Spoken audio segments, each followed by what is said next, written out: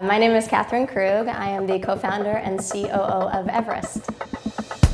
When you work, there are all sorts of tools that have been developed to help you or your team hit your goals. Various software, various productivity apps, tools, and we don't have that for our personal life. At Everest, we are developing humanizing technology that helps people unlock their full potential. So on Everest, you're able to write down all of the things that you dream of doing, all of your aspirations and goals. And then we help you take these big goals and break them down into small steps. And the idea is that these are things you're committing to doing, and now you're integrating them into your life's fold. We think that that's going to be the recipe to actually get people to start living the life that they've imagined for themselves. Everest was co-founded by 3 people: Francis Pedraza, Victor Matthew, and of course me, Catherine Krug. My co-founder, Victor Matthew, he met Francis, the CEO, via Twitter, out of all places. I was working on an idea that loosely tied in with Everest about goal setting and lifestyle design, and we had an initial call powwow where our minds meld, visions sync, and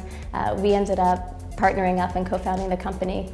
So in December, my partner was sitting at an airport and somebody was peeking over his shoulder at wireframes. He ended up engaging and getting into what Everest was all about.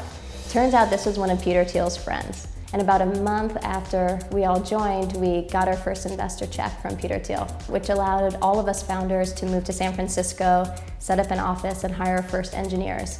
After we developed a prototype in June, we ended up raising an additional round of over $1 million through angels that actually helped us develop the product that we would ultimately launch in late December. We're working really hard day in and day out to make the app better, more useful for people. And then we're also working with a handful of really amazing brands like Quicksilver and Airbnb, Levi's. Anytime somebody accomplishes something good, we do push-ups. If you are watching this at home and you're even thinking about starting a company, you have to do it right now. One door definitely opens the next. So whether or not your first company is a success or your second or your third, you just have to have faith that if you work really hard and you're doing something that you really believe in, ultimately success will come from it.